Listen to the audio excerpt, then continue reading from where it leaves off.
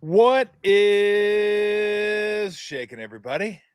Look, something. Hey, that's a great intro. Holy, you like that?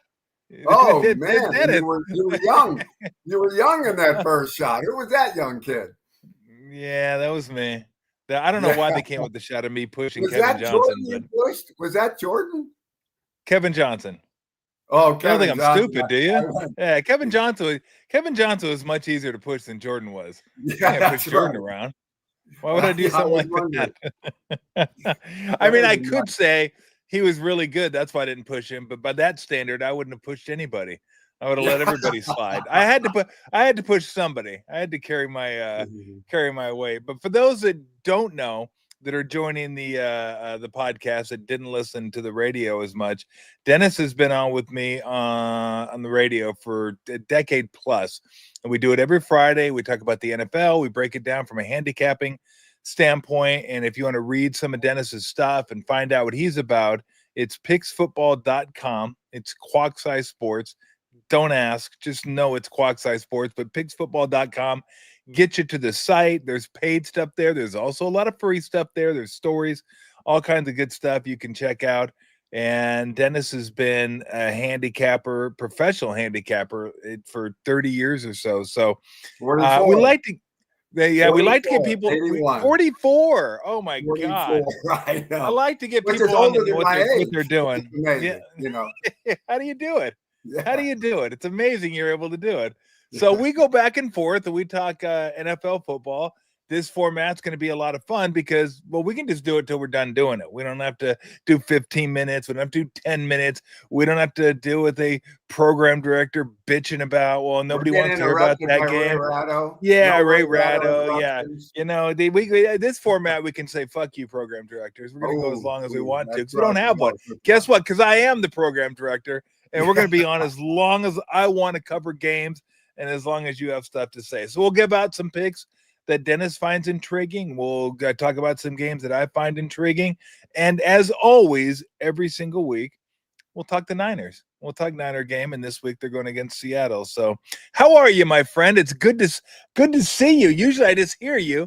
Now we actually get to lick each other. I'm not sure if one another is happy about that circumstance per se, but we get to see each other.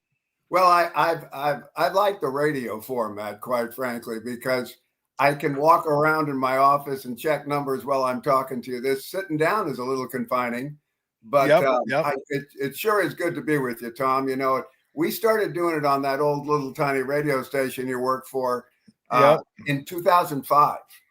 Is that what it was? It was 2005. Wow, 20 years ago. Wow. And then your producer at the time, Daniel, helped us out getting onto a weekly basis, about 10 years ago. And the great thing, and I've done radio and TV with other people, and you're the best. You know, that's just the way it is. You make your guests better than they are without you. And our relationship is such that I respect what you know and how you see things. And we don't have to compete with each other. This isn't an ego war. I'm right, you're right. We know that it's not 100% equation, you know, and there was, let me think, maybe once or twice in 20 years that you were right and I wasn't. But other than that, you know. And I'm proud of those moments. I'm proud of those moments. Hey, I appreciate the words, but look, I grew up playing team sports. If the team wins, everybody wins. If it's a good show, it makes everybody look good. And that's how I've always looked at it. So, all right, let's start out. One thing. You are missed on that little radio station. I talked to plenty of people saying, it took that station off my dial. I don't need it, you know. And I can't tell you how many commutes you entertained me when I was stuck on the Bay Bridge and listen to you, and whether you had any number of different hosts during the years going back to Ralph days, you know, it was just, you were just wonderful, Tom. And so I appreciate that. You know, I'm saying that not as a hype as much as a sincere appreciation for who you are and what you do. Well, I appreciate that. Little and getting smaller by the day. So we will see. We will see where that ends up. All right, let's go right to it. Let's get Niners, Seahawks. An interesting game, division game to open up the season. And I'm more apt to look at the home divisional underdog that I think has a better defense. Now, I don't know how everyone's defense, offense, special teams going to play this year. I'm going by last year and how well the players graded out last year. Seattle had a top 10 defense last year. I think they'll have a top 10 defense this year.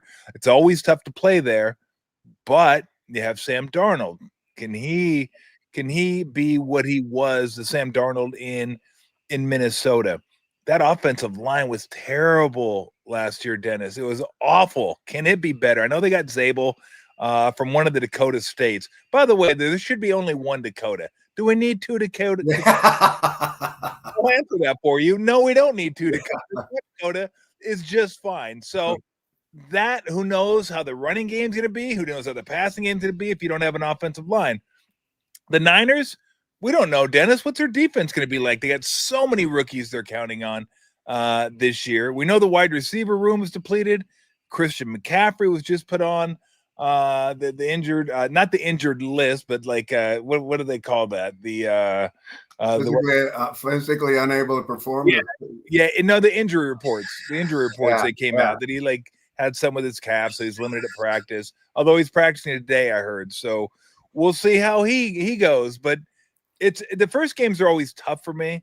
My lean would be better defense, home division dog, but I'm not all that sold on it. Let me ask you how you see this game, and then maybe how you see the 49ers prospects this year. Yeah, I might do that a little bit in reverse order as we look at the Niners. As you know from our past conversations, I'm a big fan of Kyle and John Lynch. Yeah. And I say that at a time when I wasn't enthused by their initial hiring 7 years ago. I thought that Jeb was taking a stab in the dark, bringing in. I was friends with the gentleman that failed in Detroit as a general manager after being a great player and a great guy, and Matt Millen. Yeah. And I was afraid John, who's just as bright as Matt and wonderful guy, might have the same slip ups moving into the management position. Well, I'm so glad I was wrong, because not only has John been a great general manager for the team, but Kyle, I respect a lot as a head coach, and he gets knocked here and there because he hasn't won a Super Bowl yet. Well, okay, He's been to a couple.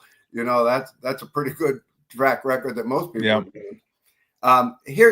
Here's my concern mostly about the 49ers. When they came in 2017, 18, whatever it was, they were given permission to revamp a roster that was depleted from the days of Steve Young and company.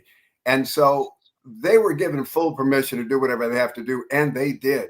There was only one defensive player that started their first year in management that was a starter the year before.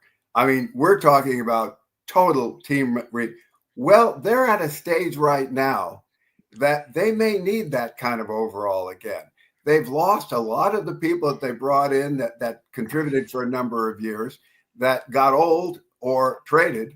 And I love Brock Purdy. I think he does the job fine. Yeah. And the fact that the Niners only won 6 games last year was much more attributable to the defense than it was to what Brock did with the offense.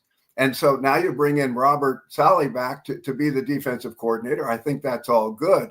But I'm afraid that the Niners are in a stage where they need to do some rebuilding. And I'm not sure the fans and maybe even the organization is quite has the permission to allow them to do what they need to do. That we may be getting to a stage where the Niners are going to fall into mediocrity, where they're going to be a team that's going to compete, but they're not going to be at the top, and they're not going down to the bottom where most teams have to go to really rebuild. And so I have no idea about this game in Seattle, except this. I like the Niners for this reason. Sam Darnold's success, and when he was a 3rd overall selection in the 2018 draft, I thought he should have been the first pick. Actually, Baker Mayfield went first to the Cleveland that year. I watched him at USC thinking he's got it. He's got that it, and of course he didn't. And Minnesota was his fourth team, and he didn't succeed in the Jets. That's nothing new for a quarterback. He failed in Green Bay. I mean, not Green Bay, but with Carolina. Carolina, yeah. And then he went off to spend a year with us here in San Francisco, and was a backup and like that. And then he had the 14-win regular season last year with Minnesota. What was different about Minnesota? Great offensive line. What's Sam Darnold's problem? Escaping a rush. He is immobile.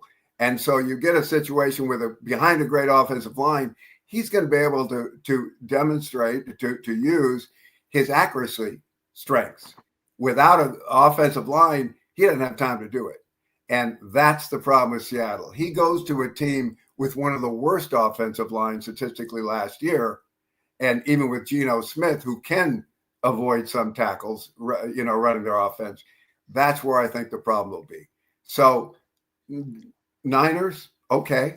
Long-term projections, I'm a little concerned that, this Christian McCaffrey thing, the people that I've talked to for the last 2 years, or at least a year now, on the inside, really don't think he's ever going to be able to return to the form he was, that he's fighting an injury that's going to be debilitating for years. So not a big play or a play for me, but my leanings right now would be the Niners. Got it. Yeah, I mean, it should be an interesting game and an interesting year for the Niners. All right, let's just jump around the league a little bit. Let's go to the other big game of the weekend, the Packers and the Lions. It's funny, Dennis. I was talking yesterday, and I said Jordan Love to me last year wasn't as good as he was the year before. They just didn't see. And I looked at the numbers. He was the exact same. He was like the same quarterback that he was the year before. Threw for, I think, 7 fewer touchdowns, but his passer rating was a little bit higher. They're both around 96. I mean, they were separated literally by 1 passer rating point, which lets you know that his year was pretty similar. I love the Josh Jacobs signing. Was fantastic. They always have a good, if not really good, offensive line there. And they got tons of wide receivers, although a couple of them are hurt. I think Kraft is a good tight end. So they have the weapons. I still don't know about Love, to be honest with you. We'll see. And now they get Micah Parsons. So where do you see them going against Detroit? He loses both their coordinators, still has their head coach, who is the heartbeat of that team, still has their weapons, gets Aiden Hutchinson back, which is a big, big deal. And people don't realize how beat up that team was in the playoffs last year. Their defense was just beat to hell. So the core of that team is still there and still fairly young. I think it's Packers -2, 2.5, right around there. 1.5, 2, 2.5. I'd probably go Packers. It's another one I'm not interested in, to be honest, but I'm curious your thoughts on it. Well, first of all, Detroit, who I had picked to win the Super Bowl last year, and during the regular season, people say, "Oh, what a great pick! What a great pick!" And I kept saying from midseason on, "Nope, not going to happen." Because they had fallen into that trap. We in this office, we call it the Peyton rule. And that was Peyton Manning used to leave the Colts routinely 12, 13, 14 wins in 16-game seasons and go flying into the playoffs as a double-digit favorite and lose. And he did that. He only won 1 Super Bowl as quarterback of the Indianapolis Colts. And what Kevin, my son who works with me, discovered was he did this chart to show that teams that rank this high for this long have they fail. And I think it goes back to motivation. I think it's the expectation factor. And so when we were watching the Lions, they outscored their opponents by a combined 222 points last year, which was best in the league. That you don't have it. Even the 49ers, when they were dominant under Montana, when they lost to the Vikings, it was that kind of situation. It was in the playoffs. It was easy. Just get it done. We beat the Rams 52-0 last week. Let's win this one easy too. And there isn't a spark. There isn't the something they need to overcome. And so with that said, we thought Detroit would get tripped up. So I backed up my Super Bowl bet by putting the money line bet on the Washington Commanders to open the playoffs. Not because I really thought they were going to win the game straight up, but I didn't think they were going to cover the 10-point line. And then they did win it, at a 4-1 payoff. So that was good. So I think that was the window for Detroit. I love Dan Campbell. I love his aggressiveness. You lose both your offensive and defensive coordinators. Aaron goes to the Jets and Ben goes to the Chicago Bears. That's got to take a little bit of a toll on your preparation, no matter who you bring in. It's a different set of cards to play with now. And the rhythm that those guys had developed as an organization was right on target. They liked each other. There was nothing in Detroit coming out, even when Hutchinson got hurt. I mean, he wanted the whole year to find a way to come back and play. Even though he wasn't, he said, I could be ready for the Super Bowl. Yeah. It was a kind of thing he just wanted to. And so everything was right. Did they miss their window? I don't know. They got so much talent off of the trade of Goff versus, for Matt Stafford. Yep. Uh-huh. They got all those draft checks and they didn't miss with them. Their organization used, and no one knew that the Rams would go from winning the Super Bowl to the fewest wins ever for defending champions, 5, which was a year that the Lions got their first pick. So they didn't anticipate that being that high in the draft. It was one benefit after another in the draft. The talent's still there. Was last year the year with the spark? What's it going to be to come together? That's big questions with Detroit. Green Bay, well, they're always, in the mix. You look at them every year. The fact that you said, well, Jordan Love, was, had the same stats last year, and I thought it was down a notch. He's always, in my mind, down a notch because he doesn't finish. he doesn't finish. So no matter what you do statistically, he's not it. Whatever it is, they went from Brett Favre to Aaron Rodgers, 2 guys that are in and on the way to the Hall of Fame. I don't think Jordan Love's Hall of Fame material. And so, as much as he statistically does things, I've seen him fade both in games and in seasons and down the stretch where a Montana or a Steve Young or a Patrick Mahomes would be picking it up a notch to take it to the next level. He disappears. And so that's why I think you say, oh yeah, he didn't, statistically he'll be exactly the same this year. Will it be enough for the Packers? I don't think so. I think they're playing in a division that may have 4 tough teams if the Bears bounce up. And if Minnesota finds their quarterback in, J.J. McCarthy, this is a tough division. And so this is a great division race to start with. The home teams always win these games on opening day. So I like Green Bay in this spot. Got it. We need to explore your statement. You said he's always down a notch, because I'm not sure if that's an enigma, a paradox, or what it is. Because if he's always down a notch, wouldn't you eventually put him at the place where you think he is? And then is he down a notch from that place? Or do you just leave him relative? It's always down a notch relative to everybody else. I don't know. Are you running profits? I was stuck on that. Is that a political statement? No, that was like black hole stuff. I'm trying to figure it out. I'm still trying to figure out the event horizon.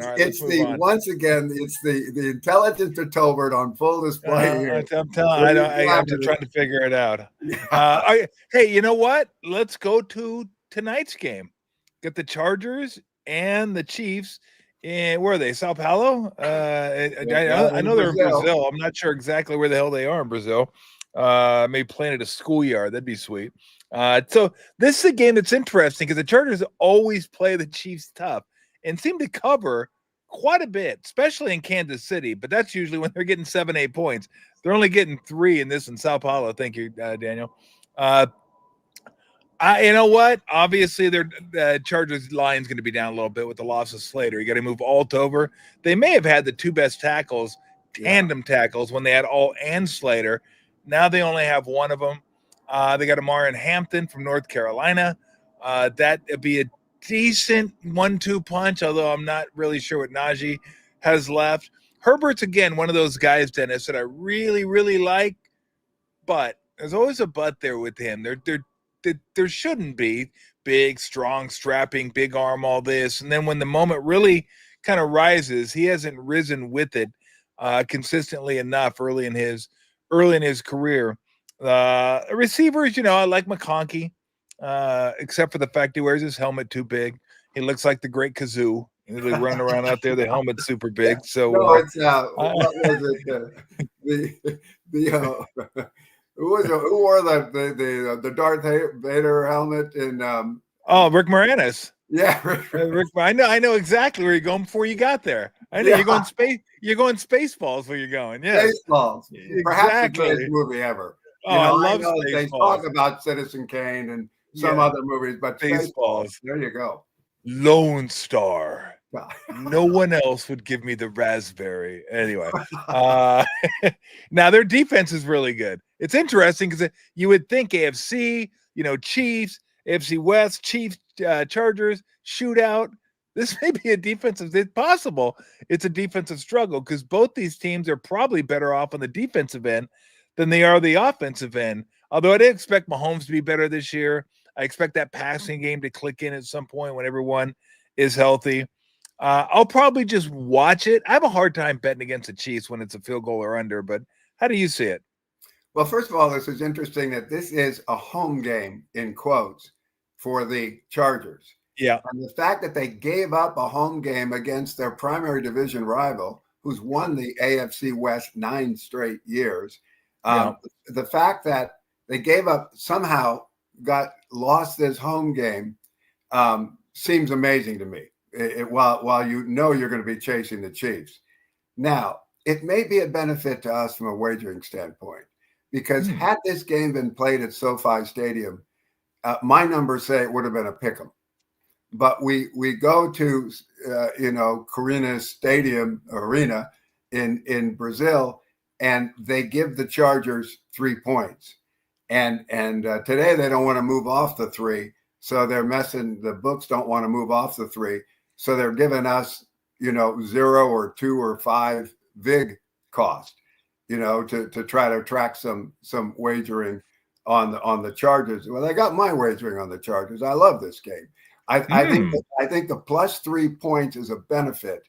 That because beating the Chargers straight up in LA may have been a tougher challenge, given how many close games the Chiefs played last year. They only outscored their opponents by 59 points over the course of the 17 games. So here we've got the Chargers, and the pause on Herbert is he hasn't won a postseason game. He's starting his 6th season. He has been to the playoffs twice. He gave up a big lead. He didn't, but his defense did against Jacksonville in his first postseason game and lost. And then last year, I love that play. I love Houston over the Chargers. This was a play. Yes. Everybody was talking, they're going to have to make this is such a blowout. Poor Houston. Yeah. Thank you. I'll take poor Houston. And they blew them out. They blew them out. And that was after it looked tough in the first quarter. And then Herbert made a mistake, threw a pick or whatever, and we got the ball, and it was, the landslide began. So I kind of like the fact that Justin Herbert hasn't accomplished anything yet in the postseason, because I think it's in front of him. I think he has a talent to get it done, and kind of like the Phillip Rivers situation, where a great quarterback during the regular season for the Chargers and never all the way to the Super Bowl once he got to the playoffs. I think we're going to get to the playoffs. I think the Chargers are going to knock off the Chiefs not only tonight, but I think they're going to beat them in that division race this year. And I think that the Chiefs, now, mind you, I'm looking at stats. There were times, I remember I was doing a radio show for ESPN in 2012, predicting the demise of Tom Tolbert, not Tom Tolbert, Tom Brady. God dang. What the hell? How'd I get into it? That came later. Jeez. That came later. So, yes, it did. Yes, it did. The demise of Tom Brady and the New England Patriots, because they won it too often. That never happened. Yeah. Brady won the division every year that he was quarterback after 2003. He missed the 2008 season because he was injured on opening day against Kansas City. Yeah. But in any case, so I'm concerned that saying this is the Chiefs down thing might fall right into pattern with my 2012 prediction that this is where the Patriots stumble and they didn't, and so it's Patrick Mahomes. Anybody that follows football goes, yeah, that kid's pretty good. He's just amazing. And you see it, that it factor, you see it in him. You see that when the game is on the line, when it matters, he gets better. As Steve Young once said on your show, he said, it appears to me that the game slows down for him at critical moments where he sees it. Now at the same time, he was saying the only two other quarterbacks he's ever seen it with in that same interview with you was with Peyton Manning and with Brock Purdy. And so we hope that Brock, has that same thing. But you see it with him. You've probably played golf, given how much you've played with a golfer that will be playing around all day and then all of a sudden needs a shot or two and gets it. And that's the same situation with Patrick. And so we'll see. I'm betting against Patrick Mahomes, but I'm betting on him because this is our first rated play of the year. And I'm on the Chargers tonight plus the 3. I like it. Might have some action tonight. Okay, let's get to the other big game. We got this is the one I think I like. And again, for those that don't know how it goes here when I have Dennis on, generally speaking, if I kind of like a game and Dennis says, nah, I like the other side, then I either will bet his side or I won't bet it. If I like a game, and I like it. Oh, the pressure. And I like a game, and Dennis says, I like the other side. I just push off from shore and say, best of luck. Good luck. I don't always go with Dennis. There are a few times here and there where I'm gonna go my own way, as Fleetwood Mac says, and just give it a shot because I have strong convictions. There's some games I don't. Some games I kind of feel one way and I go, I kind of like this side. And Dennis goes, no, I like this side. And I'm like, okay, I can see it that way. And then I'll go that side. Like tonight, I didn't really have a strong opinion, but I'm going to probably end up going the Chargers tonight and watch the game, have a beer, and hopefully get paid along with it. Pretty much the outcome of the game will determine how many beers are required for the game. No, I'm going to have the same amount of beers, Dennis. That's the way I roll. All right, let's go Bills Ravens. I like the Ravens. I like the Ravens here. I thought the Ravens probably should have won last year's playoff game, lost it. They had the drop in the end zone, and it's funny because everybody says Lamar Jackson can't win the big ones, can't his playoff performances, say MVPs, and he can't. He actually played okay in that game. He had a couple spots where you're like, yeah, you'd like to play better and you'd like to make that throw, and that wasn't a good decision. But like he played well enough to win that game.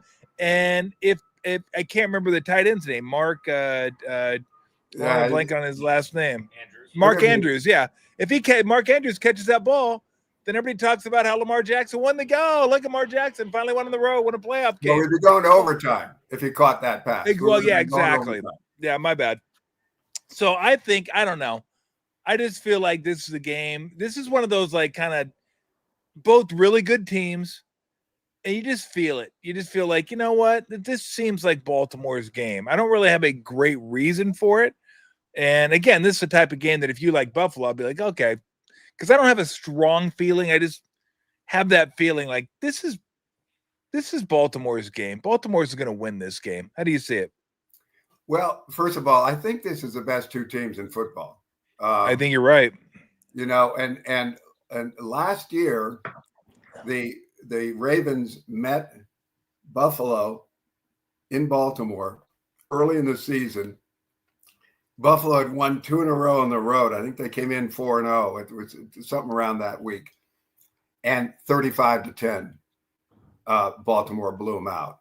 Yep. Then you come to the playoffs. You're in the divisional round, and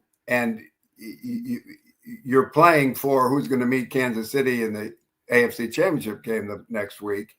And both these teams have chips on their shoulders. Lamar Jackson, because he hasn't, gone through the playoffs as a winner. And the Bills, of course, 4 straight losses in Super Bowls beginning in 1990 and not having been back with a lot of good football teams in the meantime and real close, at 17 seconds away one year when they were playing Kansas City, it appeared, and Mahomes didn't let it die. So both teams with chips on their shoulders. And how close did it come? I don't like to brag, but we were 8-1-1 in the postseason last year. And that was getting the benefits of early lines this particular week, the divisional round. But nevertheless, our only loss in the playoffs was Baltimore. We had Baltimore over Buffalo. Mm-hmm. My concern about that game was they'd already beat him 35-10. And so as good as the Bills were, they're looking at films where this team beat them 35-10. Who do you think's getting the motivation from looking at those past results? As good as Buffalo was, they handed Kansas City their first loss of the season in Buffalo. I thought that was the toughest pick to make in the postseason last year. And sure enough, it turned out to be our only loser. And I had Baltimore purely because they're just too good. They're just too good. Yeah. Now we come back a year later, they're just too good. And now they're coming off a loss and the Mark Andrews drop that would have sent it to overtime. Yeah. All that stuff. Well, that bodes well for Baltimore. And so, okay. Now, opening day, Buffalo at home. They're a pretty tough team to beat at home. They didn't lose there last year. And so, that's pretty tough to think they're going to lose at home. The spread is opened as a 1.5 point favorite for Buffalo. It's moved as high as 1.5 point favorite for Baltimore. Right now, it's 1 point favorite for Baltimore. I think the game is as close as the spread. This isn't going to be a play for us. I wouldn't take you off Baltimore. Yep. Have at it. I may put $100 on it to watch it, but at the same time, unless something breaks for us in the next 48 hours, it won't be a service as a play. And I did. Speaking of betting $100, now that I go back and think about it, you said that if Andrews catches that touchdown, it goes to overtime. I would have at that time bet you $100 that Harbaugh goes for 2 to try to win the game, because that's what he does. Oh, sure. Well, that's what he had already determined to do on opening day against Kansas City, when they thought it was Isaiah made the catch at the back of the end zone, and the game at the time was a 7-point game, and Harbaugh already held up his fingers. Two, we're going for 2, and then as it turned out, that likely was ruled out on replay, and he never got that chance. Maybe that was how many buses they were taking back to the airport. 2. He was telling them 2 buses back to the airport. 2 buses. Yeah. No, there's 3. There's 3 buses. All right. Let's get to, I know. There's even 3 buses for NBA teams that travel. It's unbelievable. So much has changed since I used to play in the NBA. I once took the 3rd bus and I was the only one on it. That everybody else had crowded on the first 2 buses. And it's weird to show up with a whole bus and be way to the crowd. You're the only one on that bus. No, there is no crowding on buses anymore. Everyone has their designated bus. Front bus is players, coaches, front office is 3rd bus. 2nd bus is training staff. And then 3rd bus, I'm on 3rd bus. That's like media. But it's the weirdest. It's like crazy. It's like, what, 3 buses? We used to have 1 bus back in the NBA. 1. Now there's 3. I said, do you have specialists for like the left Achilles heel and the right Achilles? No, this is our left Achilles heel specialist. That's our right Achilles heel specialist. It's like, what are we doing? Like, how much of this do we need? Like, I get everyone's trying to spend more and more and more to give their athletes more and more of an advantage. It's gotten out of control. And here's the thing I'm going to tell everybody, you might not even know this. So I don't even know if I've talked about this during the show at some point or at any point. So back when we take the bus, it was generally just players and coaches. Bus stops, everybody gets up and leaves at their pace, whatever. Every once in a while, there may have been front office person or somebody that was with somebody like a guest. Not often, but bus stops, everybody gets up and leaves. Now, if you happen to be on a bus with a player, generally only happens when you're going to the airport after the game or you're going back to the hotel after the game. Everybody just gets on a bus to get back to the hotel here. When you stop, everybody that's on the bus that's a non-player has to wait for the players to get off the bus. Yeah. So if you're sitting in the fourth row, you sit there and wait until all the players get off the bus. And I looked around and I said, when the fuck did this happen? Like, what is this? Wait, we're waiting for the players to get off the bus, and you do it because everybody else does it. And I'm not going to rock the boat. So I'm like, whatever. I go, wait, what? I go, you got to be kidding me. I go, we can't just get off the bus. Now I got to wait till the players. So I want to know who started that. If I could pay $10,000 to find out who started that, I would find out who started that, and I would beat him with a bag of nickels is what I would do, because that's just like the dumbest thing ever.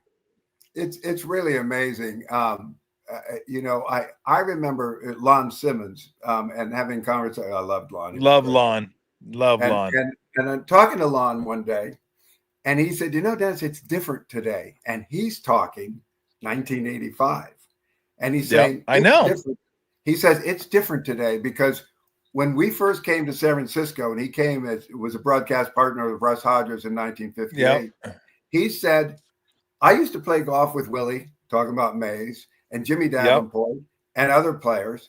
And he said, now, because the players are in a different financial category than us, they don't commiserate with us.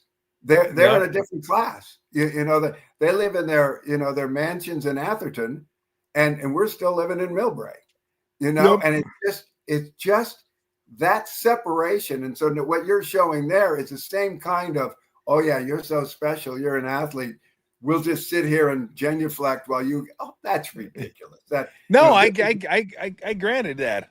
It's like, well, all you have to do is say we're not doing this anymore. It's ridiculous. And I think a lot of the players would be fine with it. Oh, it's just that's the way it is. The players are handed these benefits. They're not demanding them. No, they're not at all. All right, let's go. Okay, here's another. Again, it takes me a couple weeks to kind of watch the teams, look at the stats, pour over the numbers before I have a really good feel for who the teams are. So these are more feel.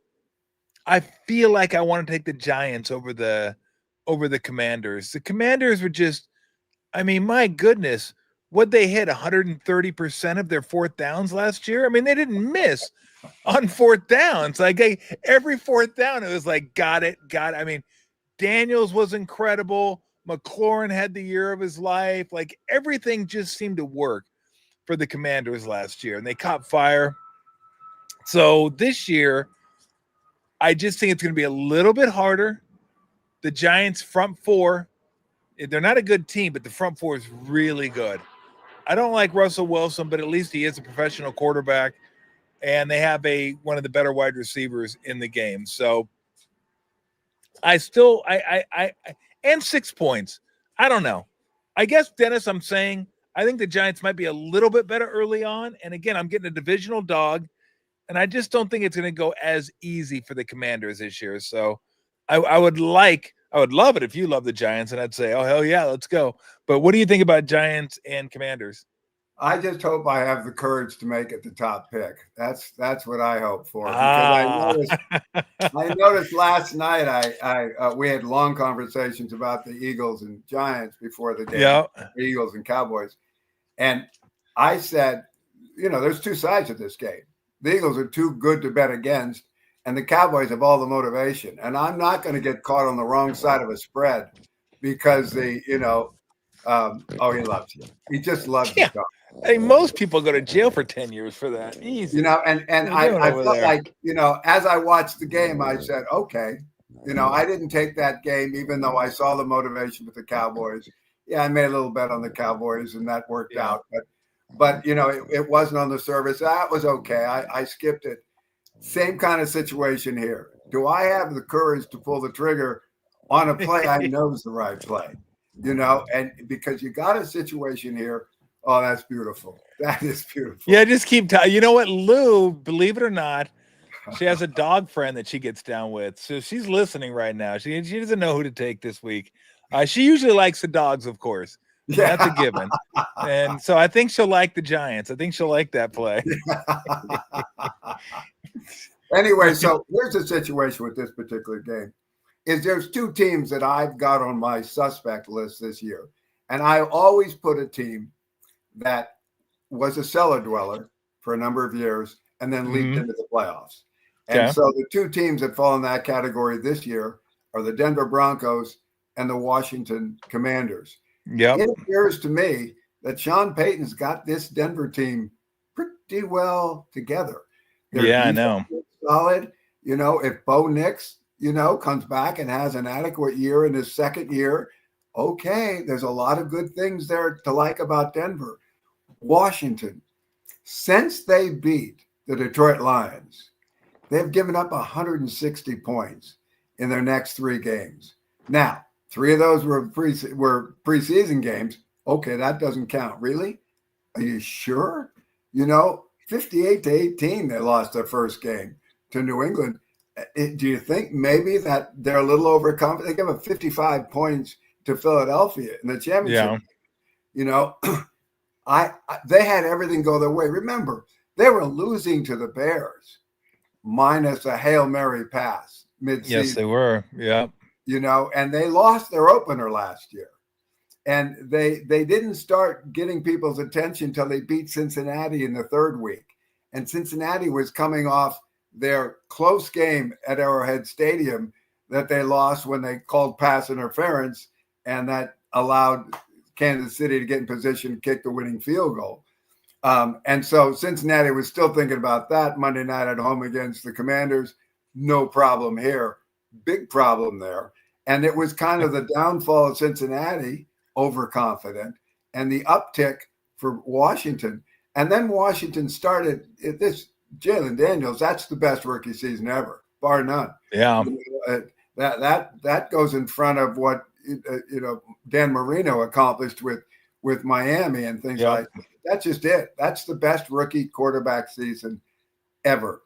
And it all went his way. And the few times they played him in the preseason, he ran into the end zone too. And it's like, same thing. Yeah, not so fast, Maxwell. You give up 160 points in 4 games. That matters.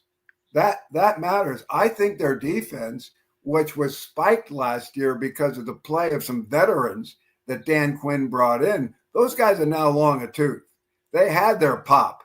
They had it. I think the Commanders are in trouble this year. And so if that's true, no better place to take it than opening day against the Giants. Now, look at this stat.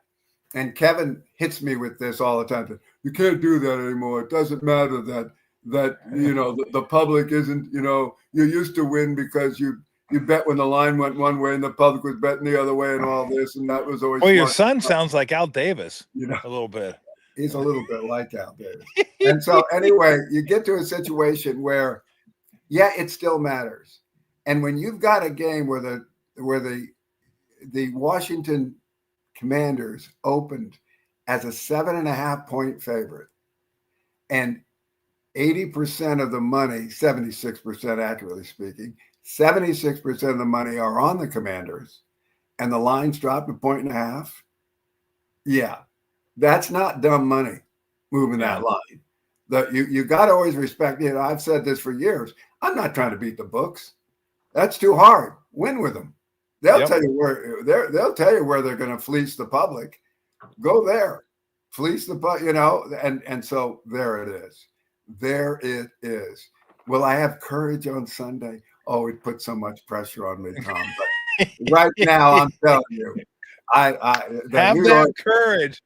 The New York Giants are sweet, sweet, sweet.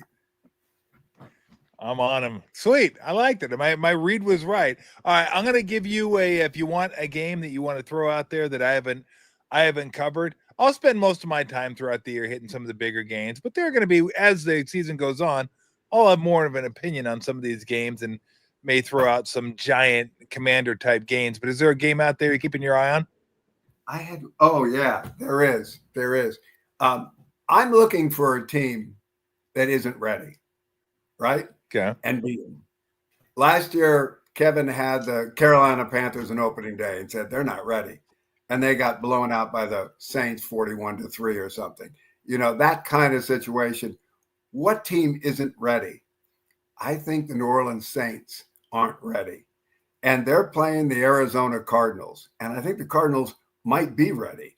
Kyler Murray, who plays a style of game that exposes him to a lot of injury during the season.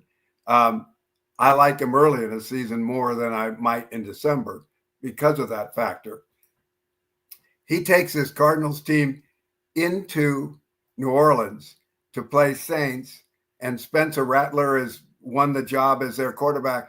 Well, when Kellen Moore had signed on, left the offensive coordinator position with the Eagles to take over the head coaching position in New Orleans, he thought Derek Carr was going to be his quarterback.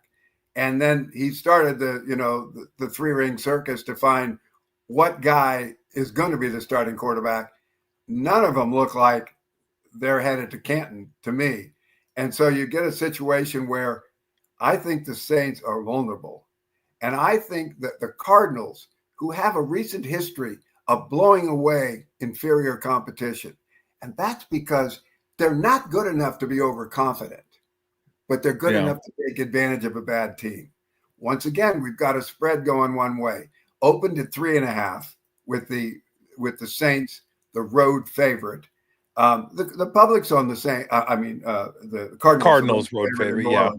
And the public is also betting the Cardinals here. Not big, but 57%. I respect that, but the line shifted 3 points from 3.5 to 6.5. That's more of a move than a 57% wagering edge would dictate. The books don't want you betting on the Cardinals. So I'll be betting on the Cardinals. Yeah, I could definitely see that. We're going to do it every single Friday. Well, aside from next Friday, where I'll be in New Orleans for New Orleans and the 49ers. And I'm going to go to the swamp, Dennis, like the literal swamp. I'm going to the swamp, not the swamp where you watch football. That's in Florida. But I am going to Baton Rouge to watch Florida take on LSU in a night game there. So that'll be pretty cool. Saturday night, is that when that is? Saturday night. Yep, Saturday night. And then we're going to get one of those fan boats, go check out the Gators. And I'm going to try to push one of my buddies in, see how that goes, and film it. My best friend lives in Florida, content. And he's got an airboat. So we go out there and – Oh, really? Alligators are big. Yeah, JR. JR is my buddy in Florida. When Pam and I go back to visit him, we take turns. I go 1 year there. He comes here 1 year. And so when we go to Florida, he takes us out in his boats. And it's seeing gators out there where they're he hunts gators. Now, this is nuts. I would avoid a gator and think I won. You get a license in August. You have to hunt gators at night. Really. You're going to get into a little boat and go out at night in the marsh and then pull a gator into your boat. And I said, I'm not interested, Jerry. He says, well, you wouldn't be here then anyway because we do that in August. And my daughter Erin said to me one year when I said I was going to visit JR when we first became friends, she said, he's taking you out in the marsh. What kind of season did you have? So I told JR that, and he said, you tell your daughter, I'll be giving you the sharper knife. I'm not sure that was exactly something that soothed her concern But yeah, they hunt alligator, and you got to get a license to do it. They have a lottery to do it, and it's a night in August that they pull these things into their boats. Yeah, I'm good. It's a manly. Good.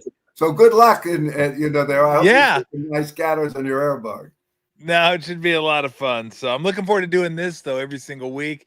We've been doing it for 20 years. I see no reason to stop it. So you're available. I'm available. We're available. Let's see if we can get some winners this year. And again, it's pigsfootball.com, pigsfootball.com, Quad Size Sports. A lot of good free stuff on there. A lot of really good stuff on there. So go check it out. See if it's something you'd be interested in.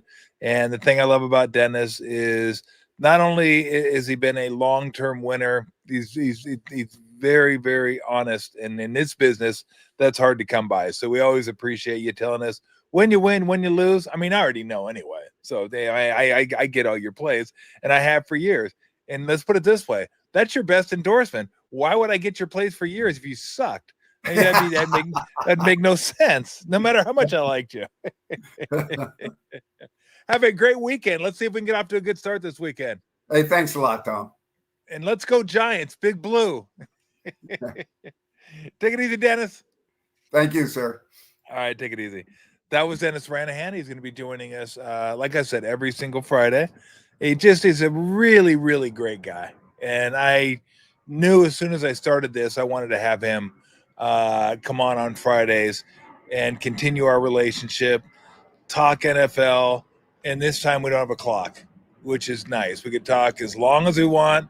We could talk as many games we want. Sometimes it'll go a little bit shorter. Sometimes it'll go a little bit longer if there's better games or better betting opportunities to talk about. So that will be a part of Fridays. Dr. Bob will probably be a part of Fridays. For those of you wondering why I know Dr. Bob this week, he actually has a job. So he's busy. He's busy. He told me weeks 2 and 3 are his busiest weeks doing adjustments for college football. So, and I told him that's fine then. We'll reconvene in week 4 when I get back from New Orleans. All right, we got a little time now. We can get into the Niners and the Seahawks. How concerned is everyone? Let's get to Todd's quote. What was Todd's question again? I mean, Todd paid for it. You might as well get to him. He had 2. Oh, because he wanted to know if Lou could eat peanut butter on the camera. What are you trying to exploit my dog? Really? I mean, come on. Can't do that to Lou. Yeah, Lou would probably love that. You kidding me? Lou'd probably be super pumped to eat peanut butter. She doesn't care if it's on air or not. Yeah, you can see her go. Yeah, we'll see. We'll see if we can make that happen. And then could we get Dante Kolsky or Rod Brooks on the show? Yeah, I mean, we're always looking, I guess, and who we're going to have on and what kind of fits the schedule and everybody else's schedule too. And what am I having for dinner tonight? That is a great question that I don't even know the answer to. Lori's going to a concert. She's going with a friend to see Teddy Swims. I don't think that's his real name, but I'm not positive. Weston's in Vegas. And Camila will be out at the ranch in Patterson. So Haley and I'm thinking cheeseburger tonight. I'm just thinking solid cheeseburger from Scolari's here in Alameda. It's it really, really, I love Scolari's. You can go to Lucky 13, grab a beer, get your burger, wait for your burger, drink your beer. Speaking of beer, in Alameda, you got to stop by Park Station. It's a new beer garden. It's really good beer selection. You know, you never know with beer gardens, right? What the beer selection is going to be. They have Fieldwork. They have Sante Aderis. They have Cellar Maker. They had Beechwood. They had, what else did they have over there? God, they had all kinds of really, really good stuff. I mean, they had IPAs, they had lagers, they had ambers, they had reds, they had stouts, they had sours, they had ciders. I mean, it is really cool. Outdoor. And there's a place called Southeast is it's a brick and mortar. It's not a food truck. Most of the places have food trucks. It's a brick and mortar place called Southeast. Yeah, there it is. It's right there. So it was pretty cool. Teddy Swims is not playing there, so don't go there tonight expecting Teddy Swims. Teddy Swims at the Greek. And so, yeah, I was there for Walker's birthday. So go over there and check that out and see if you like it. You might run into me over there. You got an indoor place. You can see it on the right there, and it has 3 TVs, 3 big TVs, so you can watch the games there. And then outdoor, they got a bunch of picnic tables out there, and that's where we sat and had our dinner. Had a pork sandwich, a spicy pig, I think is what they called it. But again, the beer selection is really, really nice. The best beer selection in Alameda. And that's saying something, because Lucky 13 has a fantastic beer selection. They have a great beer selection. Now McGee's, another buddy of mine owns that place. I love that place too, because they have solid beer, although that's not really what they're going for. If you want to go watch a game, go to McGee's. McGee's is where you go to watch a game. They got all the packages and all the games and everything, and everybody's there. Maybe gambling, maybe not really sure, but so like it's cool because we have 3 distinct places and they all have like their own little different vibe. But yeah, gonna go check out Park Street. That'd be cool because I do enjoy that place. So Niners, how's everybody feeling about McCarthy? I don't like McCarthy. Joe McCarthy to me was just an interesting character, interesting political figure. He had bad calves too, believe it or not. I just read that today on Wiki. You never can trust Wiki. I don't know. Like, I guess we'll know more about McCaffrey Monday or maybe even Sunday night. Hopefully not Sunday at like 1:45. Hopefully that's not when we find out like, oh God, screwed. And let me just say this though. If they lose McCaffrey, like if McCaffrey blows a calf, does it hurt? Of course it hurts. Christian McCaffrey, if he's healthy, he's one of the best backs in the game. I mean, you're probably looking at Bijan, Jahmyr Gibbs, Barkley, him, Henry, like 4 or 5 guys that could change the outcome of a game, that could dictate the season of the team they're on. Maybe not completely dictate it, but have a good say-so in it. So if he's out, hell yeah, that's going to hurt. It's going to sting, but it's not season over. Brian Robinson Jr. is a good back. Are you telling me Brian Robinson Jr. can't do what Matt Breida did? What Raheem Mostert did? What Elijah Mitchell did? Like, these guys are, you didn't know these dudes. You had no idea. First off, you had no idea Raheem Mostert went to Purdue. And secondly, you didn't know he surfed. Not a chance you knew he surfed. You're like, whoa, bro surfs. Wow, pretty cool. You did not know Elijah Mitchell went to Louisiana. He was a raging Cajun. You had no idea that Matt Breida went to, where the fuck did Matt Breida go? I have no idea where Matt Breida went. Does anybody here know? Like without looking? No and no. That's no. Lou doesn't know either. Nobody knows where Matt Breida went. Like Matt Breida's been in the league a long time. I still don't know where Matt Breida went. I do know where Mostert went, and I do know where Mitchell went. At least I think I know where Mitchell went. I think he went to Louisiana. Oh, Georgia Southern? That's where he went? Okay, that sounds familiar. Yeah. But those guys were averaging 4.5, 4.8, 5 yards a carry. Brian Robinson Jr. could do the same. Now, I don't know about hands out of the backfield. I think most he's ever had is like 35, 36 catches in a year. So not really his forte, but he's a guy that can run. He's tough. And the season is not going to be over. It's not like, oh, Christian McCaffrey's out. It's over. Now, here's what I wonder. Did they get him knowing that Christian McCaffrey's calf wasn't feeling 100%? I don't know.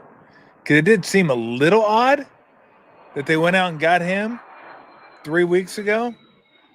It's like, huh, interesting. Going to get Brian Robinson Jr. I mean, if they did, great. I mean, that's actually a good move. So there you go. Said he feels great physically and said he's proud of himself. Great. He's proud of himself for feeling something Thursday and doing the smart thing. Man, usually it takes a little bit more to be proud of yourself, doesn't it? Anyway, pulling himself out of practice. I've been there before, and I've been my own worst enemy in that situation. So Look, here's the thing. And I don't really care if he's proud of himself or not. I'm glad he caught it before it, but the fact that it's there, the fact that he felt anything whatsoever, you know what it reminds me of? It reminds me when they say, "Oh, a pitcher, had forearm tightness, but it's not in the elbow," and you're like, "Bro, fucking that Tommy John's about to happen like a week from now. It's done." Or somebody will have an ankle injury, and then 2 years later, the same ankle gets hurt. They're like, "Oh, it's not related to the other ankle injury." Yeah, goddamn right it is. Don't tell me it's not related to the other ankle injury. And then a month later, they're getting season-ending surgery. So look, this kept him out all last year. This was something that in camp last year was, let me get the air quotes, precautionary, that he will be ready for week 1. And then after week 1, he'll be ready for week 2. And then after week 2, he'll be ready for week 3. I don't even remember what week he played. What was it, like 12 or 13? Came back for a week or 2 and then out. See it. Done. Toast. So don't tell me, like, if you're a Niner fan, you shouldn't be going, oh. You're going to be doing that all year long. All year long, you're going to do that. Especially if you have in fantasy. Thank God he didn't get to me. I was drafting 12th. I was like, please don't get to me. Because if you're there at 12, I'm taking you.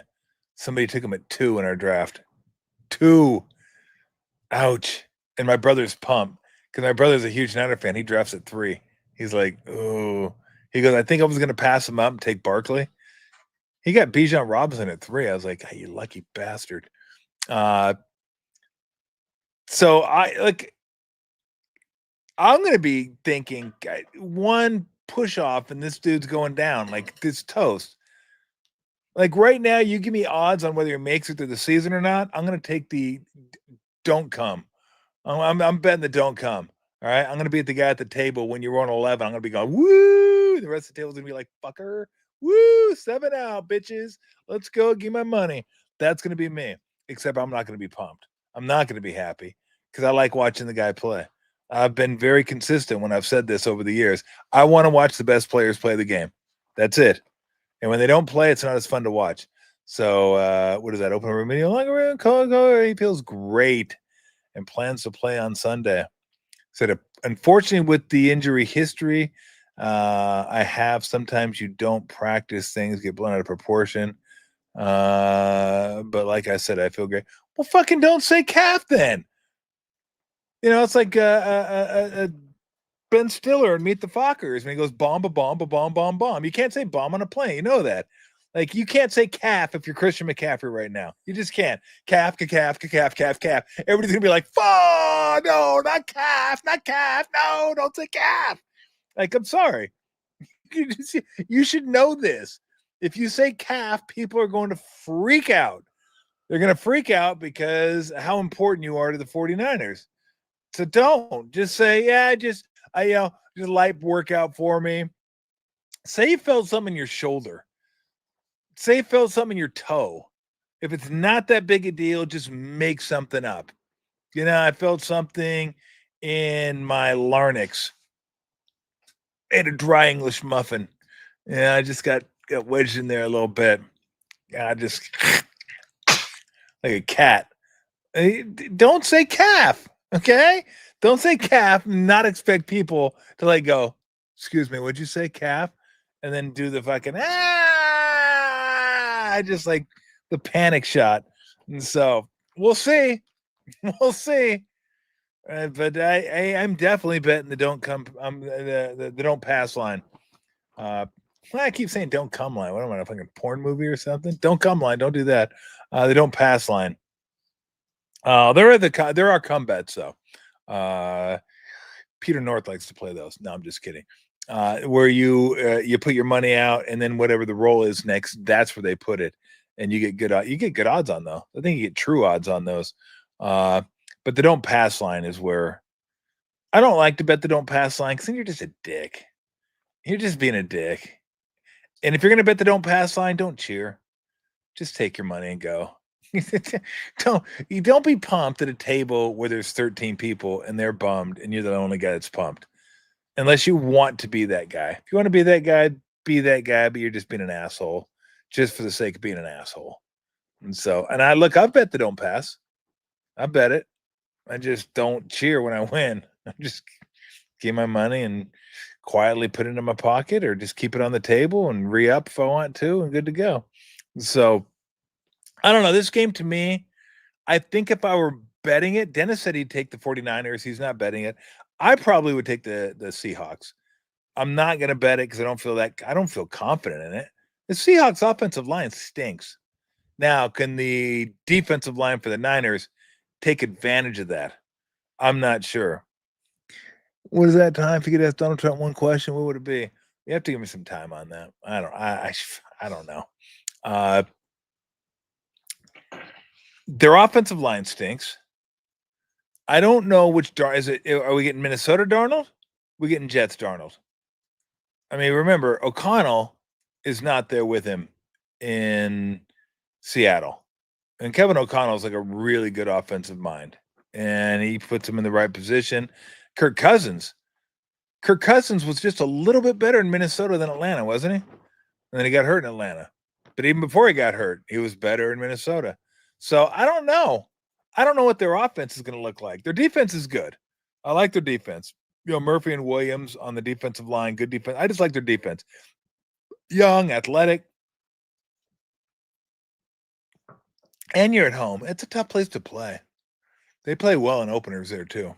And so I would take the Seahawks if I had to. I don't, so I won't.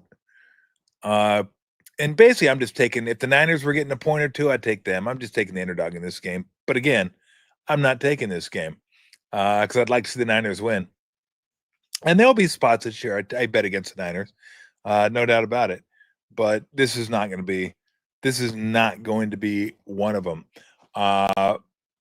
Look, you guys know me. I have the utmost confidence in Brock Purdy. I think Purdy's really, really good. Really good. In fact, I think he's one of the top 6 to 8 quarterbacks in the game. The wide receivers, who knows?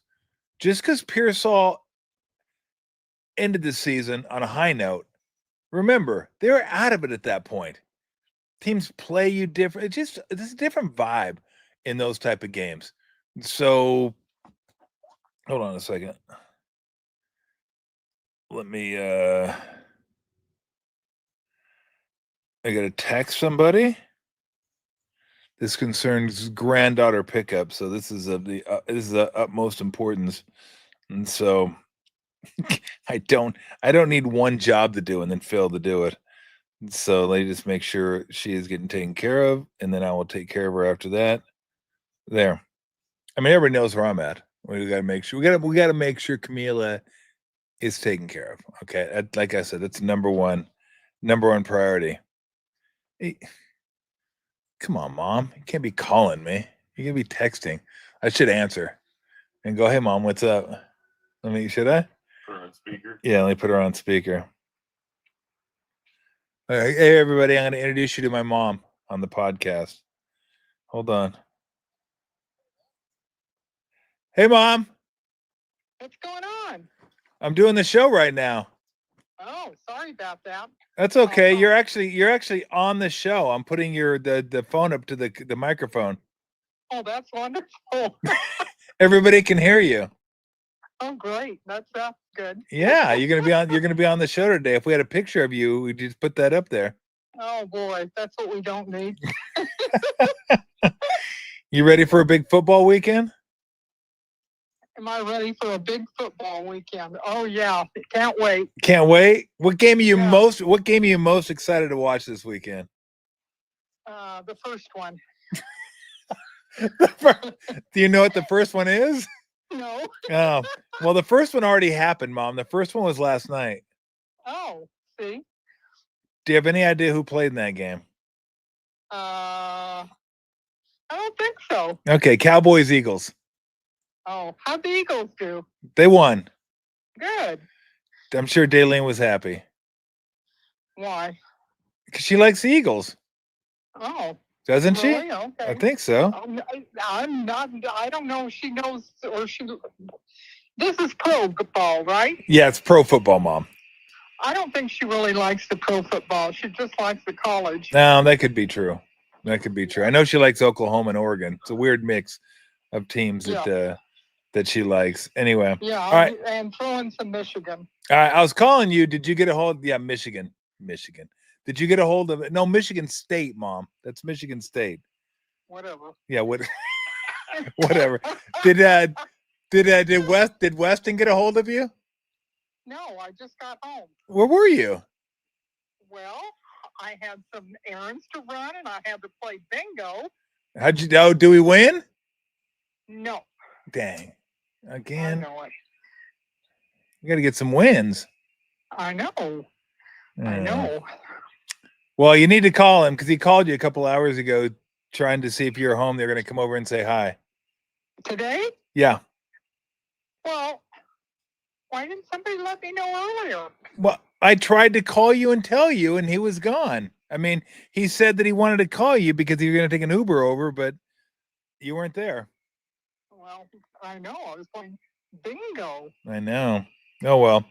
Well, give him a call, text him, and let him know that you're available and see if he has time or whatever. Because I know he wanted to come over before anybody else came over.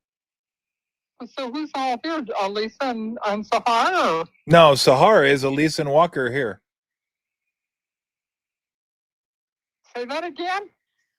Elisa and Walker are in Alameda. Sahar and Weston are there. Oh, isn't that what I said? I don't. What? Oh my God. Yeah. Oh my God. Oh my God. All right. Just to make sure I have your permission to use this on the air, right? So you don't sue me. Oh yeah, right. Yeah. Okay. I'll sue you. See, I just wanted to make sure you're not going to sue me. Yeah, no. Oh my God. All right. Well, okay. text Weston or call him and just see if you guys can get together. Okay, I will do that.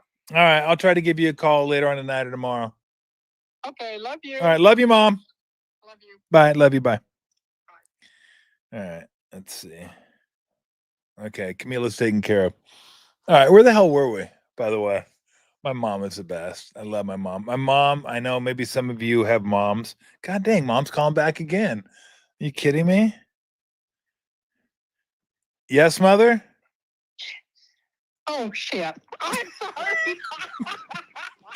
I thought I was calling Weston. Goodbye now. Goodbye, Mom. Love you. God dang.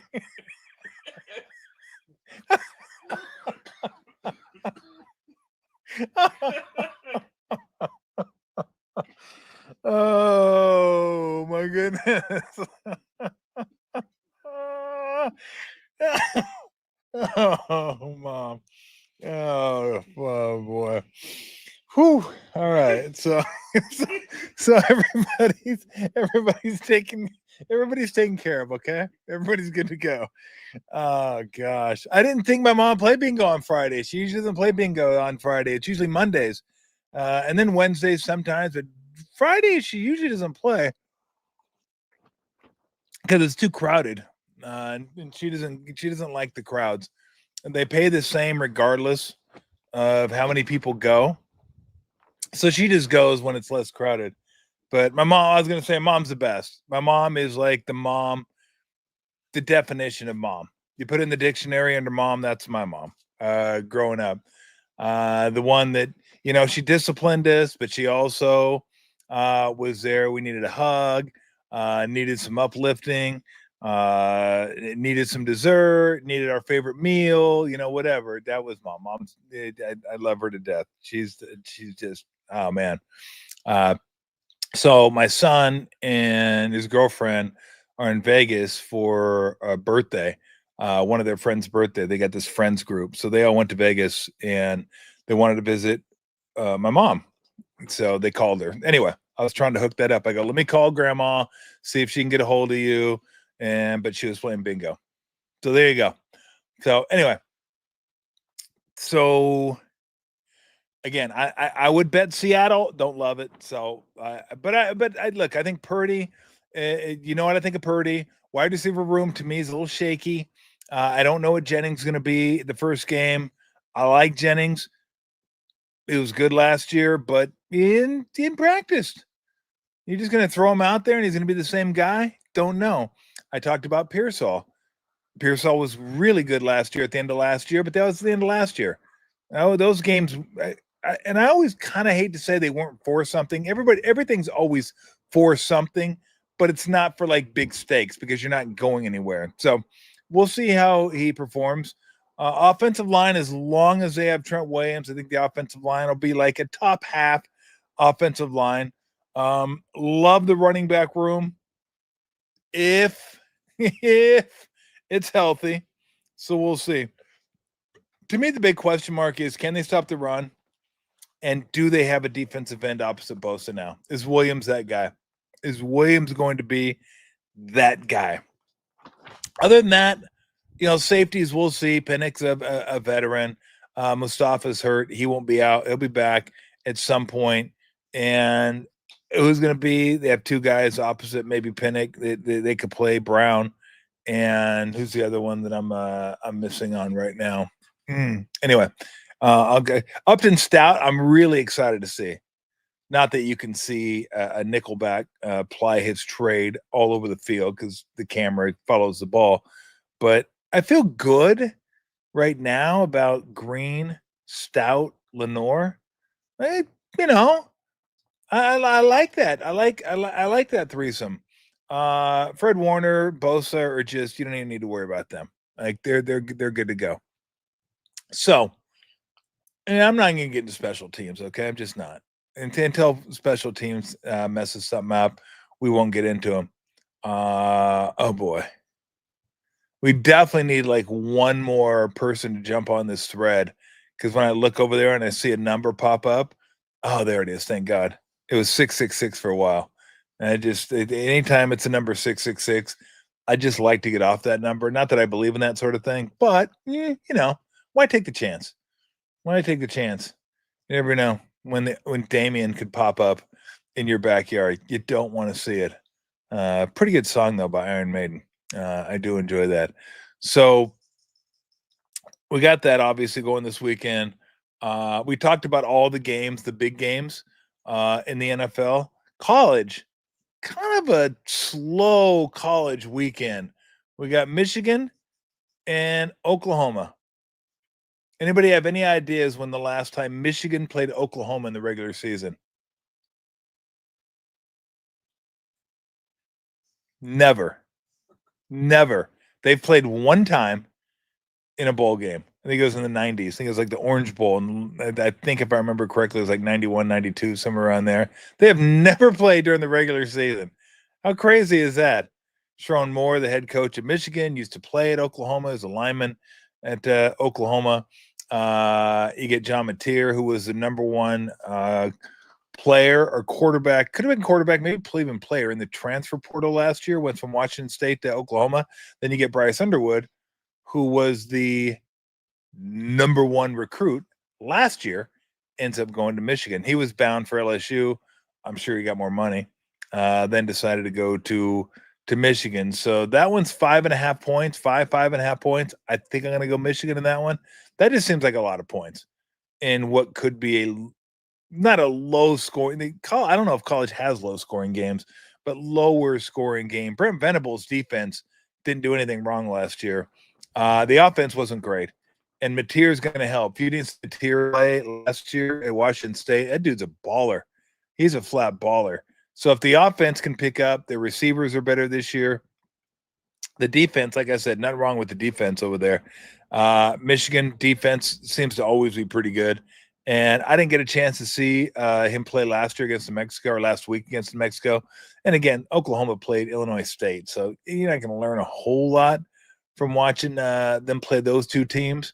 And then you get the Cyhawk game, Iowa State. Now, this is one I did bet. I took Iowa in this one, plus the 3.5 points. Not since 2016, I believe it is, has a team in the Cyhawk series won by more than 10 points.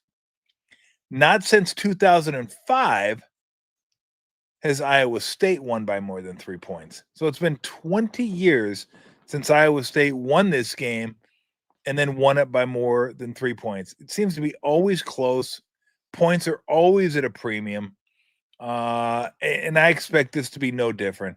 I expect it to be a, 20-17, 21-20, 17-14. So I'm going with Iowa in this one. I'm going to go with the Hawkeyes, whose offense seems to be on the uptick a little bit better than when Kirk Ferentz had his son running the offense, where it was one of the most brutal things you'd ever seen. And I'm not sure. Texas San Jose. I'll get to that one in a minute. I didn't really have an interest in that one, but I do want to get to a couple of those based on what happened last week. So I'm going Iowa. That's the one game I'm taking. I'm probably going to go Michigan. I'm not sure about that one, but I will go Iowa. Todd wants to know about San Jose and Texas. Look, San Jose lost to Central Michigan at home last week. So I'm not loving their chances getting the 37 going to Texas, but their offense can click a little bit.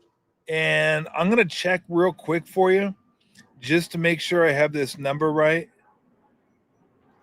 I want to see how many yards they put up last week, because they were like 14-point favorites last week. Ended up losing outright to Central Michigan. That was a bad loss. And they had 2 chances to win the game on field goals in the last quarter and missed both of them. They could have given them the lead. I think they lost 16-14 is what the score was. Let me get it up for you real quick. Let's see. San Jose, Central Michigan. Okay, don't be a dick. Where are you? I thought that was a late game. San Jose, Central Michigan. It was a late game. Anyway, I'm not finding it right now. I'll find it. I'm gonna get it. I'll just go to this week. Texas. Now that's got to be a 4:00 game. Probably not. I'm gonna watch. I want to watch the Cal game. No, I don't. I do, but I don't. I'm not watching Texas Southern. So I'll wait till Cal plays it. I want to see that young quarterback play again. Michigan, Oklahoma's at 4:30. So if you're interested in that one, Arizona State, Mississippi State, 4:30. That's not a great one. Yeah, it's just not a great slate next week. The week after that's a pretty good slate. And I'll be gone for that one, so which kind of sucks. I can't sit on my ass and watch all these games. So here's the game. This is literally, someone take San Jose State off my phone. Like, it's impossible that I can't find San Jose. There they are. San Jose State schedule. Let's see what kind of yards they put up against Central Michigan. They lost 16-14. First downs were 20 to Central Michigan, 19 San Jose State. Total yards 351 to 383. So pretty close game. Central Michigan was 2 for 13 on third downs. And San Jose was 8 for 16. I mean, that's good, but you should have won. There you go. Interceptions 2. Central Michigan none. Fumbles 1 for, so they were -3 in turnovers. So there's your rub. Like, because I would like to go with San Jose in that one, just because I know they can throw the ball a little bit. Walker Eggett is not bad. 37 is a lot of points, but Texas lost last week. And here's like the psychology of last week that I was kind of looking at. Okay, Texas lost. Texas pissed off. Arch Manning didn't play well. They want to get that offense up and running. Nothing wrong with the defense. Let's not forget that Texas defense held Ohio State, who was at home, to 200 yards. 200. That was a dominant defensive performance. They only got 300 yards. They lost the turnover battle. But it had nothing to do with their defense. So if that defense holds Ohio State to 200, how many is San Jose going to put up? I mean, I have a feeling Texas is going to get out big in a hurry. Now, how long do they really feel like going to the whip? When do they call the dogs off? And if San Jose sticks with their starters, they can score against the backups. Like they can put up some garbage points. So even if it's like 49-7 in the fourth quarter, you might have a shot there. In fact, you will have a shot there. So I'm not crazy about that game. The one that I'm interested in that I really wanted to I really wanted to take Louisiana Tech over LSU. LSU, tough game. Go to Death Valley, grind that thing out, beat Clemson 17-10, and then turn around next week. Who do they have? Florida. Louisiana Tech, right dab in the middle. Like their minds are going to be anywhere but Louisiana Tech. Like literally anywhere but Louisiana Tech. They're going to be like, Louisiana Tech, we're going to kill these guys. Didn't Karl Malone go to Louisiana Tech? I'd be like, yeah. But what does that have to do with this football game? That's where their minds are going to be. And so I in my mind, I was thinking, okay, it's a perfect setup, right? Perfect setup to take Louisiana Tech, because Louisiana Tech's usually pretty decent. And I looked and I go, okay, who did Louisiana Tech play last week? I think they played Southeast Louisiana or Southeast Missouri. Southeast Louisiana. Oh, they won 24-0. All right, they might be somewhat competent. Southeast Louisiana, 18 first downs. Louisiana Tech, 9. They had 9 first downs against Southeast Louisiana. I don't even know Southeast Louisiana's nickname, and that's rare. Like anybody on this list, like mostly it's like, yeah, of course I know their nickname. I've been following college football, wagering college football. Like I know their nicknames. I don't know Southeast Louisiana's nickname. Don't. So you should get more than 9 first downs against a team that I don't know their nickname. You should get more than 262 yards against a team I don't know their nickname. In fact, Southeast Louisiana outgained Louisiana Tech by 10 yards. Oh, Lions. The Lions? Okay, yeah, I had no idea. And the coup de Gracie, or as you like to say, coup de grace, Southeast Louisiana was -3 in turnovers. -3 in turnovers. If you're worth your salt, you win that game 38-0. You outgain them by 150, 200 yards. They didn't.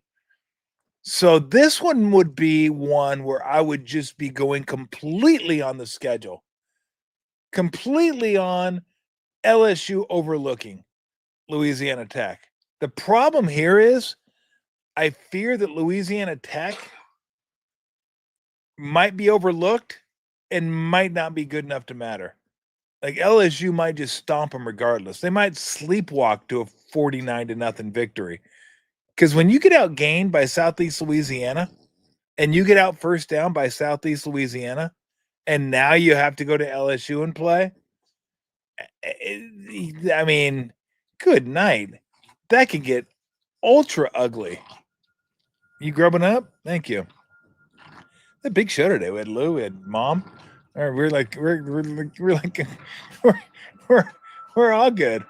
Oh my gosh. Oh shit. Yeah. Mom, you call back. Oh shit. That'll probably show up on that'll probably resurface, I'm sure, at some point, and Mom will love it. All right, I'm gonna take some comments, but before we do, I got to get to this, because as you know by now, and as I've said, Weston is in Vegas, and we had to take care of Camila. So Haley and I got her up this morning and got her off to school. And while we should have walked, because it's an easy walk to school, we drove. I have not drove to school to drop off a kid in 20 years. Haley was our last to drive to school and drop off. We went to a different school. So Camila goes to Bay Farm. We didn't go to Bay Farm back then because they were year round. So we drove to Earhart. We don't have to drive to this school. We could walk. But guess what? Camila didn't want to walk. So guess what? We didn't walk, which sucked. So I drove, and it's so nice to see how some things change and some things don't. I mean, look, some things change. Like college football now has playoffs.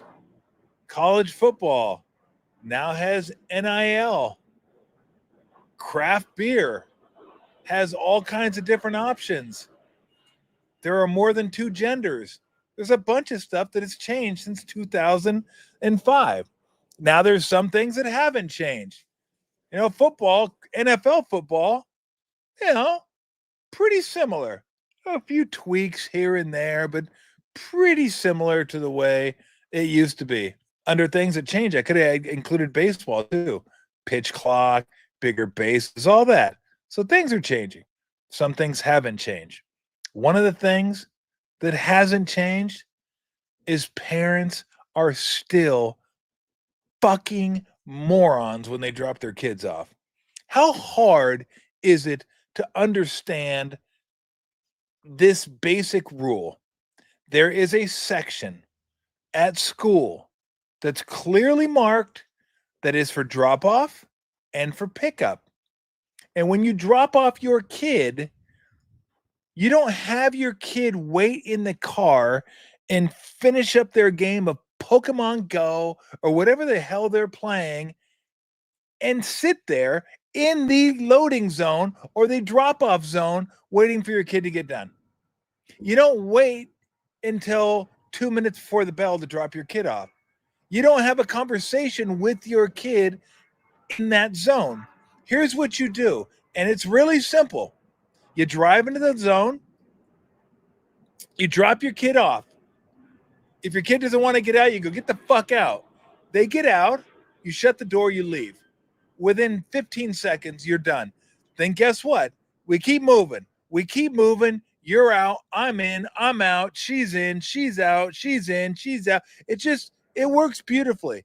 But when you get 7 cars in the drop-off zone that want to sit there and either talk to their kid, finish up their song, do one more little correction on their homework, or just hang out until there's a minute before class starts because, don't drop me off. I don't want to get out. What am I going to do? Like the kid, I don't give a fuck what you do. Just get out of the car, okay?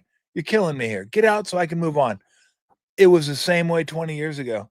20 years ago, all it took were 4 idiots to screw up drop-off. And they did it continually screw up drop-offs. And then you had to double park and drop your kid off.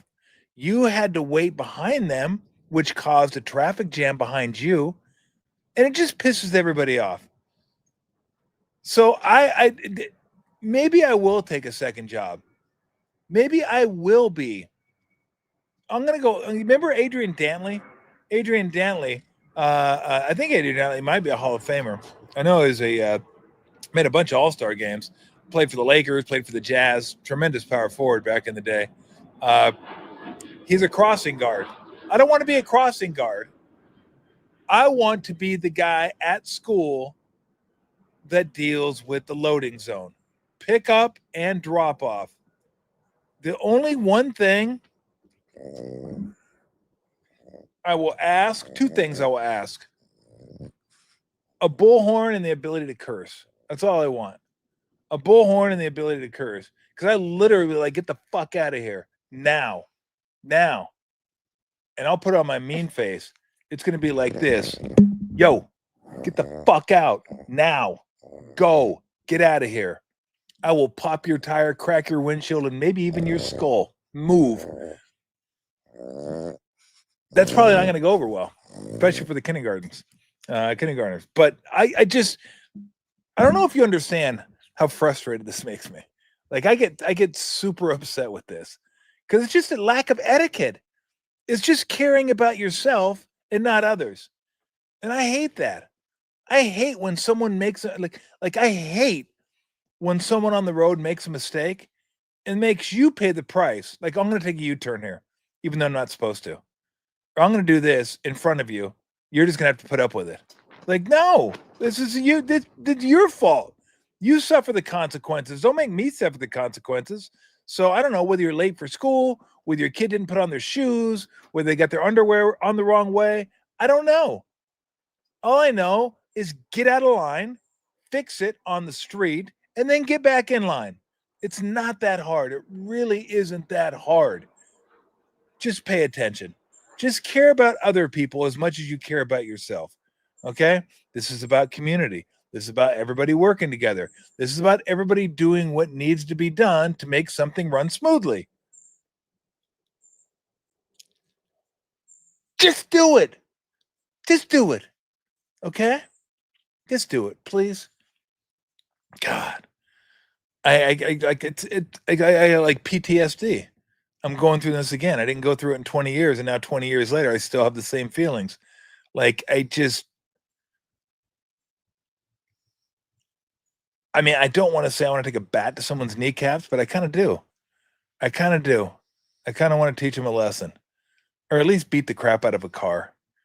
Because it really, that's, I don't have a ton of pet peeves, but that's one of my pet peeves. One of my pet peeves is parents don't know how to drop their kids off, don't know how to pick their kids up. It's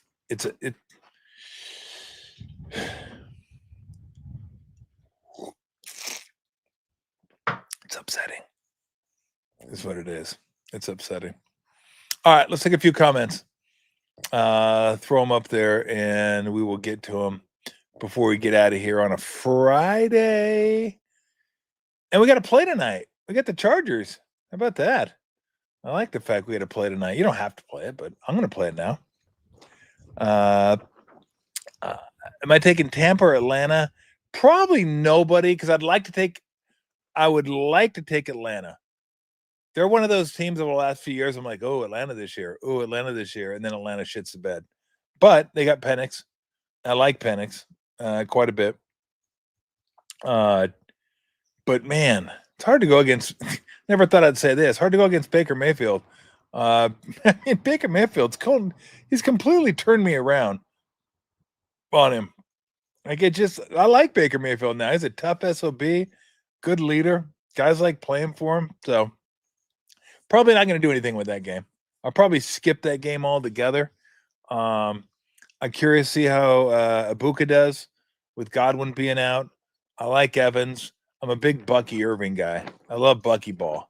I had Bucky on my team last year in fantasy, and then I watched him play at Oregon. Like Bucky's a bad dude, and their defense is solid. So I like Tampa, but I'm just curious how Atlanta's offense is going to be with Penix. Like Drake London really took a step up last year in targets and production when Penix took over.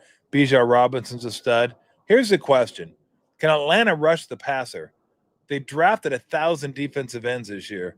So we'll see if they can get to the passer, because they haven't been able to get to the passer in quite some time, and that's killed their defense, just destroyed their defense.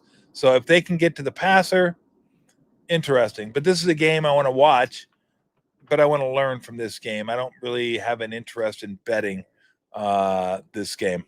Thanks, KJ. Appreciate it. All right, what else do we got? When did Shaq become the GM? Not that long ago. I think Shaq became the GM of Sacramento State maybe 2-3 months ago. I believe Steph is the GM of the Davidson Wildcats too. Like, you're seeing these players go back and be the GM of their team. Is Damian Lillard maybe GM of Weber? I'm not sure. But the funny thing is, unless I missed something, Shaq didn't go to Sacramento State. He went to LSU. So I don't know. It's just a weird that. Let me be the GM of I don't know, Sac State. Bzz, bzz. What are they? The Hornets? So I don't know. Any Warriors news? Nope, haven't heard any Warriors news at all. Still waiting on Kuminga. What's Kuminga gonna do? I mean, he's going to sign at some point. It's just, is he going to sign for the qualifying offer, or is he going to take the 2-year deal? I've told you all along, I think it's going to be the qualifying offer, because I don't think he wants to give them control in the second year of that contract. But yeah, once he signs, then everybody will sign. And then you'll see, I think you'll see Horford sign. You'll see Melton sign, unless Horford retires. But I think he's going to sign. So it's been the weirdest offseason for the Warriors. Because of Kuminga, they haven't been able to sign anybody. I think they're the only team in the NBA that hasn't done anything this offseason. because they're all waiting on Jonathan Kuminga. Oh my goodness gracious. Let's see. Will Jaden regress like Stroud or excel like Lamar? Yeah, I don't know. I'm curious to see. I don't know if it's going to be as smooth for Jaden Daniels this year as it was last year. Again, I mean, obviously he didn't hit 130% of his fourth downs, but he hit a lot, like 80+%. Like they were incredible on fourth down. He was incredible last year. It's almost like a dream season for him. So, yeah, I don't know. I mean, let's remember Lamar Jackson, it wasn't like a linear shot from like good or meteoric, I should say. Maybe it was linear. It did kind of go boop, boop, boop, boop, boop. But he struggled a little bit early on. And now he's like unquestionable, one of the top 5 guys, 4 guys, 3 guys in the game, I guess. I think Daniels ultimately will be good, but I hate crowning guys after a year because you don't know. Give him a couple years. Let him be good for a couple years, then we'll see how he is. I think long-term Jaden Daniels is going to be good. I don't know how good, but let's give him this year. We'll have a better idea after this year. So Steve Young be able to do a regular hit during football season. I think Steve's mostly retired. He said he'll come on occasionally, depending on what his schedule is. But I think he's kind of hit that wall where maybe it's time to shut it down a little bit. Yeah, I mean, look, I would love to have Steve on as much as possible, but I totally get it. But don't think I'm not just as pumped to have my guy Brent on. Brent's my guy. He's my guy. So no, it was those two basically for about 20 years. Brent and Steve, Brent and Steve, Brent and Steve. And anytime I can get either one of those guys on, I'm juiced. So to have Brent on Mondays, like he's always been, throughout the year is going to be awesome. Man, I can't wait. It's going to be like doing the show. I can't wait for Mondays because Brent's coming on Mondays. So that's going to be a lot of fun. All right. What else we got? Okay. Todd. Okay. We're talking tennis now. Now you're talking my game right here. You know me, I'm a big tennis guy. Anna Kournikova? Yeah, she's hot. I remember her. Oh, that's not Kournikova. Well, Anna with an OVA. So Alisonova is in the tennis finals tomorrow. Bro, I love you, Ty, but what the fuck are you talking about? Like, I have no idea. Is she even American? I have not. What didn't they just get? Oh no, they're done. What? I'm like I'm talking to myself. I'm like, what? What? Are we still in the U.S. Open? Are we? I thought the U.S. Open was done. We're not. We are still in the U.S. Open, huh? Okay. Ogden says yes. We're still there. Yeah, I did. God, I used to follow tennis all the time. I just haven't followed it at all over the last, I don't know, 40 years. But man, when I was like 19, that was my tennis heyday. Bjorn Borg, John McEnroe, Yvonne Lendl, Yvonne Goolagong. Oh, big time. Martina Navratilova, Chris Lloyd, Jimmy Connors. When did I stop watching? About Roddick, I guess. Roddick was about the time I stopped watching. I don't know. I was talking about that with a buddy a couple days ago. I've given up on tennis and I've given up on boxing, which is a damn shame because I love boxing. But now that like Terrence Bud Crawford and Canelo are fighting, I guess on Mexican Independence Day, which is unofficially like Canelo Alvarez Day. I think he fights on that day every year if he can. I'll watch it. It's on Netflix, but I haven't kept up with it. Once they went to DAZN or DAZN or whatever the hell it is, I stopped following boxing. I don't want to watch that. I don't want to get DAZN. It's a stupid name anyway. But I don't want to get it because I don't want all the other boxing that goes with it. But man, I used to love boxing, love the pay-per-views. I went to the fights. Well, I mean, they sent me to the fights. I didn't go to them. I usually went over to my parents' house to watch fights. But I was there for De La Hoya and Trinidad. I was there for Hopkins and De La Hoya. I was there for Mosley and De La Hoya. I mean, I was there for a lot of fights. I just love boxing is awesome when it's really good. So, but no, but I know the tennis, I just haven't. But now that you said check it out, I guarantee nothing. I'd like to say I'll check it out, but maybe. You said she was American though? All right. I mean, I'm jingoistic. I'm all for, USA, USA, USA. So we'll see how that goes. But they're not again, Saturday is kind of a light day when it comes to college football. I gave you 2 games. That's kind of it. Maybe Illinois Duke might be something I check into. But other than that, God, Kansas, Missouri, border war, maybe. That may not be too bad. But again, this is a far cry from last week. And next week's going to be good too. Like I said, though, unfortunately, I